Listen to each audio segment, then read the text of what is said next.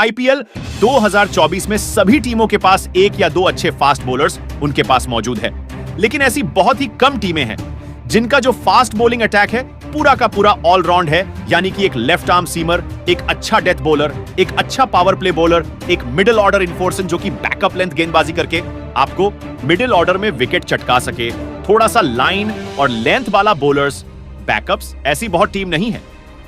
और जहां mini auction में कुछ टीम ने करोड़ों रुपए खर्चे करके बड़े बड़े नामों को अपने स्क्वाड में शामिल किया, वहीं कुछ को बहुत ही अच्छी इंडियन बाइज भी मिल गई, वहीं कुछ बहुत ही ज्यादा बजट फ्रेंडली निकली।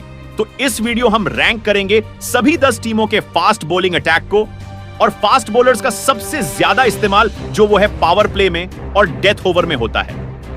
और अगर पावर प्ले की इकोनॉमी रेट पर आप नजर डालें तो सबसे बढ़िया इकोनॉमी रेट राजस्थान रॉयल्स का, उसके अलावा आरसीबी का भी इकोनॉमी रेट अच्छा है। 8 साढ़े 8 के आसपास का इकोनॉमी फिर भी एक्सेप्टेबल होता है, लेकिन जहां 9 के ऊपर इकोनॉमी रेट चला जाता है पावर प्ले में, तब टीमें को परेशानी का सामना करना पड़ता है। वहीं ऐसी ही मामला डेथ ओवर्स में भी होता है। मेरा ऐसा मानना है कि 10 साढ़े 10 के बीच में इज काइंड ऑफ एक्सेप्टेबल, अगर 10 के नीचे है तो इट इज फेनोमिनल। लेकिन जहां 11 और 11 के ऊपर का आपका इकोनॉमी रेट टच करने लगता है इन थे डेथ ओवर्स, तो फिर कम से कम 4 ओवर है, उसमें 11 के हिसाब से 50 रन के आसपास टीम खर्चा कर रही है, तो वो टीम्स के लिए परेशानी का सबब जरूर बन जाता है। तो कौन सी टीम कितनी अच्छी है, कितने ऑलराउंड फास्ट बॉलिंग कैपेसिटी उनके पास है, किस टीम के फास्ट बॉलिंग यूनिट में गैप है, सबके बारे में डेथ में बात होने वाली है।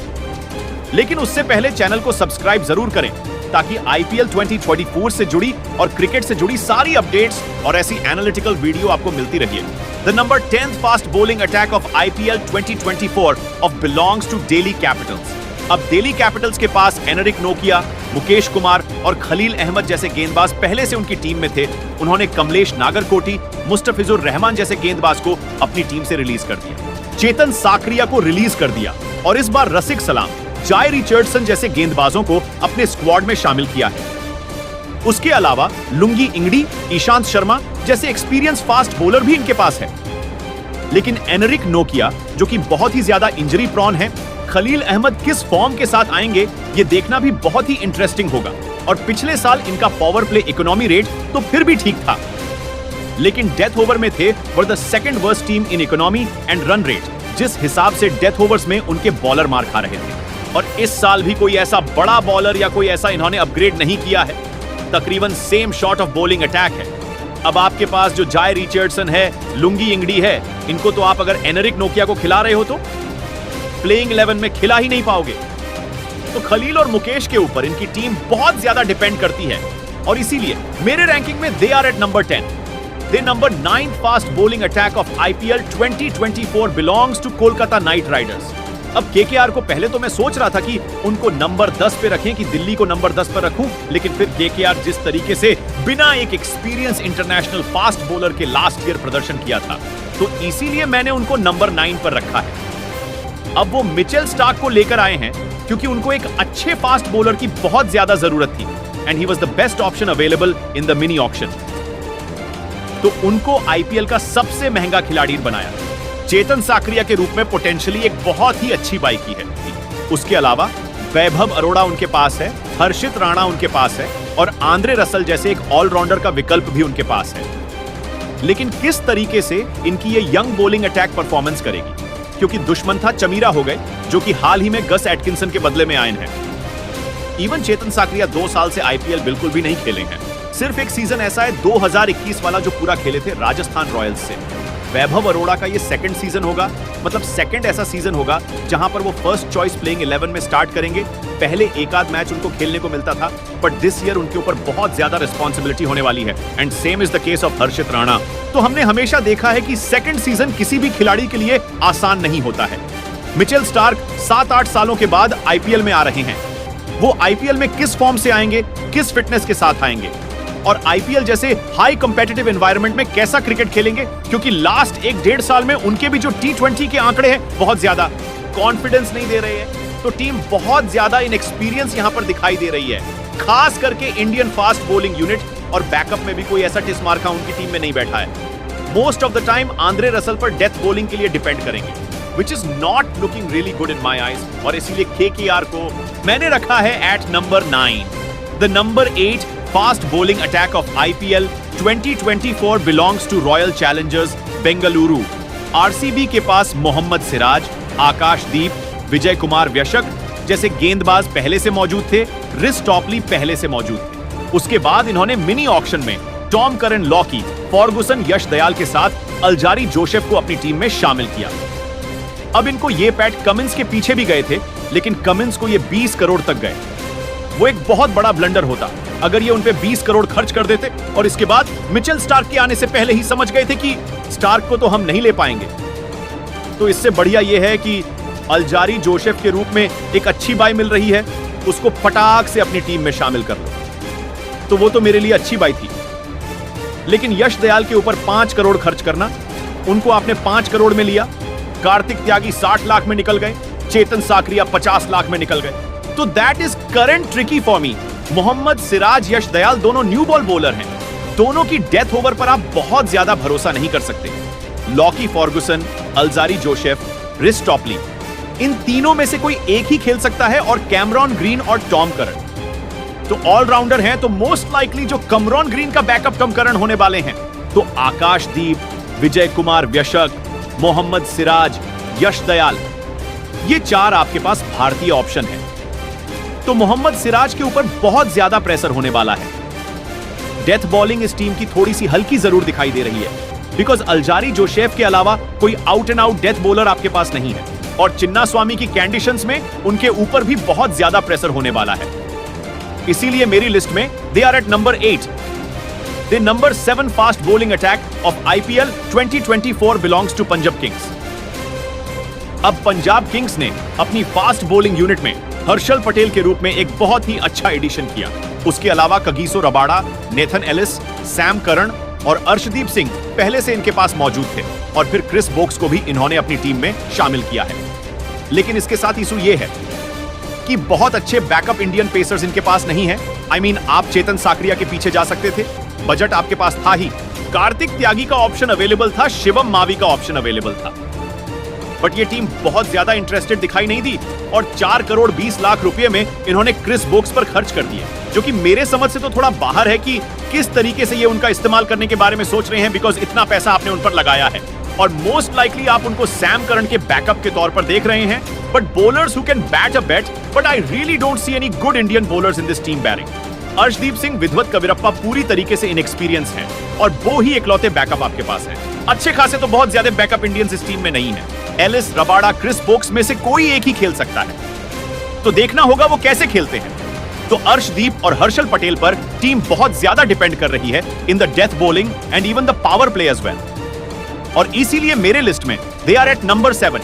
The number 6 fast bowling attack of IPL 2024 belongs to Lucknow Super Giants. अब LSG का ये जो बॉलिंग अटैक है, ये पेपर पर इतनी ज्यादा वैरायटी इसमें है कि ये आराम से टॉप 4 में आ सकते हैं, बट यहां पर प्रॉब्लम ये है कि इनके खिलाड़ियों की फॉर्म और फिटनेस थोड़ी सी ऊंची नीची रहती है। और जो आगे की टीम्स आने वाली है उनकी बॉलिंग अटैक भी कुछ कम नहीं है। I mean, मार्कवुड इनके पास है, उसके अलावा मोहसिन खान, यश ठाकुर, शिवम मावी के रूप में अच्छे इंडियन यंगस्टर्स इनके पास हैं, नवीन उल हक इनके पास हैं, डेविड विली इनके पास है। तो आप देख रहे होंगे कि बहुत ज्यादा वैरायटी इस टीम में है। आपके पास शिवम मावी के रूप में एक अच्छा इंडियन पेसर है और मोहसिन खान, ये दोनों अच्छी पेस निकाल सकते हैं। उनके अलावा यश ठाकुर ने कमाल की डेथ ओवर में गेंदबाजी की थी और लखनऊ के कंडीशन में भी इफेक्टिव हो सकते हैं। नवीन उल हक भी अच्छी उंगलियां फिरते हैं। डेविड विली भी नए बॉल से लेफ्ट आर्म सिम का ऑप्शन आपको देते हैं। और उसके अलावा ऑलराउंडर यार इस टीम के पास बहुत है। स्टोइन्स है, काइल मियर्स है, प्रेरक मैकंड है, तो बहुत सारे ऑप्शन यहां पर अवेलेबल है। But out and out bowlers की अगर बात करें तो यहां पर भी ऑप्शन ठीक ठाक LSG के पास है। और अगर सभी लोग फिट रहते हैं, मतलब मार्कवुड हो गए, मोहसिन खान हो गए, ये 2 बंदे अगर फिट रहते हैं तो उनके साथ आप मावी और यश जैसे गेंदबाज को भी रोटेट कर सकते हैं और इस बॉलिंग अटैक को भी बहुत ही लिथल बना सकते हो। बट वो तो वक्त ही बताएगा और इसीलिए मेरी लिस्ट में they are at number 6। The number 6 bowling attack of IPL 2024 belongs to Rajasthan Royals. अब RR के पास पिछले साल भी अच्छे इंडियन फास्ट बॉलर्स अवेलेबल थे, लेकिन इस साल एक और अपग्रेड इन्होंने किया है और आवेश खान को देवदत्त पडिक्कल के जगह LSG से ट्रेड करवाया और उसके बाद नादरे बर्गर के रूप में एक बहुत ही होनहार युवा साउथ अफ्रीका के तेज गेंदबाज को इन्होंने खरीदा है, जो कि मोस्ट लाइकली बैकअप होने वाले ट्रेंट बोल्ट का। उसके बाद कुलदीप सेन, नवदीप सैनी, आवेश खान, प्रसिद्ध कृष्णा के रूप में इनके पास 4 out and out Indian pacer है। फिर संदीप शर्मा के रूप में एक आपके पास स्विंग बॉलर भी मौजूद है, तो क्वालिटी ऑप्शन यहां पर भी मौजूद है। आरआर के पास सभी को ये कैसे रोटेट करते हैं, कैसे इस्तेमाल करते हैं और डेथ बॉलिंग इनकी कैसी होती है, वो बहुत ज्यादा डिपेंड करेगी कि आरआर की टीम कितनी आगे जाती, बिकॉज ये टीम स्पेशलिस्ट से भरी हुई है। इनके ऑलराउंडर्स बहुत ज्यादा नहीं है, इसीलिए मेरे लिस्ट में they are at number 5। The number 4th fast bowling attack of IPL 2024 belongs to Chennai Super Kings।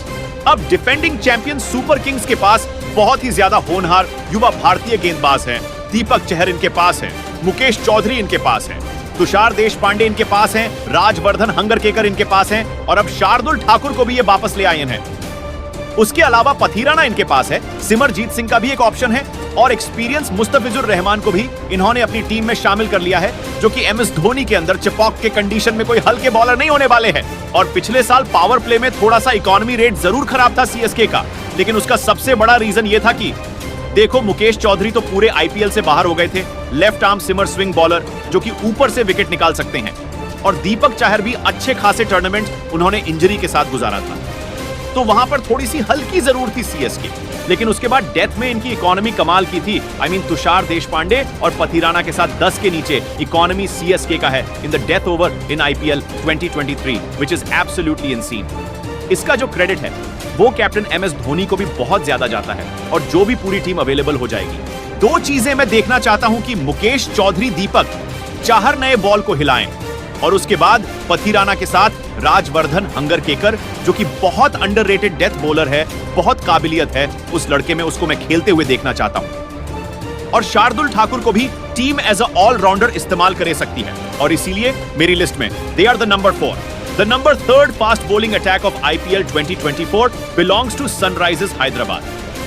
अब बाकियों सारे लोगों के लिए ये थोड़ा सा चौंकाने वाला जरूर मामला होगा, लेकिन मुझे लग रहा है कि इस साल एसआरएच की जो फास्ट बॉलिंग है वो थोड़ा सा बेटर परफॉर्म करेगी पैट कमिंस के आ जाने के बाद। बहुत ही अनएक्सपेक्टेडली पिछले साल पावर प्ले में इनके आंकड़े अच्छे नहीं थे, भुवनेश्वर कुमार के होने के बावजूद, लेकिन उमरान मलिक का जो पिछला सीजन था वो ज्यादा डामाडोल था। 2022 का जो उनका था वो एक तरीके से फर्स्ट फुल सीजन था। 2021 में 2 या 3 मैच उन्होंने खेले थे, 2022 में फर्स्ट फुल सीजन था, वो अच्छा गया था, और 2023 में जैसा मैंने की बताया सेकंड सीजन आसान नहीं होता है, तो वहां पर उनकी बड़ी पिटाई हुई। इस साल होपफुली वो थोड़ा सा बेटर होके आएंगे। उसके अलावा जयदेव उनतकट का ऑप्शन भी इनके पास है, फजल का फारूकी का ऑप्शन इनके पास है, मार्को यंसन का ऑप्शन इनके पास है, तो बैकअप में ऑप्शन भी इनके पास देखो ठीक ठाक है। कोई बहुत ही हल्की बॉलिंग यूनिट यहां पर ये नहीं दिखाई दे रही है। किस तरीके से अपने बॉलर्स का इस्तेमाल करते हैं और किस तरीके से टीम का पूरा बैलेंस रहता है, उस पर बहुत ज्यादा डिपेंड करेगा कि टीम कितना अच्छा परफॉर्म करती है। हालांकि आप चाहो तो एसआरएच को 4 पर कर दो और सीएसके को 3 पर कर दो, ये मेरा बस एक पर्सनल ओपिनियन है, बट मेरे हिसाब से SRH are number 3 on the list. The number 2nd bowling attack of IPL 2024 belongs to Gujarat Titans. अब अगर जीटी में हार्दिक पांड्या होते तो मैं उनको नंबर 1 पर रख देता, लेकिन उसके बावजूद भी बहुत ही अच्छा फास्ट बॉलिंग यूनिट इस टीम के पास है। मोहम्मद शमी, उमेश यादव, मोहित शर्मा, 3 बहुत ही एक्सपीरियंस इंडियन फास्ट बॉलर्स इनके पास है। मोहित और शमी ने तो पिछले साल बहुत ही अच्छा परफॉर्मेंस किया था। शमी तो पर्पल कैप ले गए थे। कार्तिक त्यागी और स्पेंसर जॉनसन के रूप में 2 कमाल के यंगस्टर इनके पास। जोसुआ लिटिल का नाम आप उसमें जोड़ लो, उसके अलावा दर्शन नालकंडे हो गए, अजमतुल्ला उमरजाई हो गए, 2 अच्छे ऑलराउंडर भी इस टीम के पास हैं। तो बहुत ही अच्छा क्वालिटी पेस अटैक है। 2 लेफ्ट आर्म सिमर इनके पास है। विजय शंकर भी गेंदबाजी कर सकते हैं, लेकिन हाल फिलहाल से उन्होंने आईपीएल में बहुत गेंदबाजी नहीं की, तो मैंने उनका नाम इस लिस्ट में नहीं डाला है। बट अहमदाबाद के कंडीशन में अंडरलाइट उमेश यादव हो गए, कार्तिक त्यागी, शमी, ये सब के सब बहुत ही ज्यादा खतरनाक होने वाले हैं। और स्पेंसर जॉनसन कैसी गेंदबाजी करते हैं उस पर बहुत ज्यादा डिपेंड करेगी, क्योंकि मुझे ऐसा लगता है कि उनका टीम डेथ में भी इस्तेमाल कर सकती है, या उनके जगह पर नूर अहमद को एज अ स्पिनर ही खिलाए, मोहित और शमी ही डेथ में डाले। But GT is very good pace attack, इसीलिए मेरी लिस्ट में they are number 2nd। The number 1 fast bowling attack of IPL 2024 belongs to Mumbai Indians.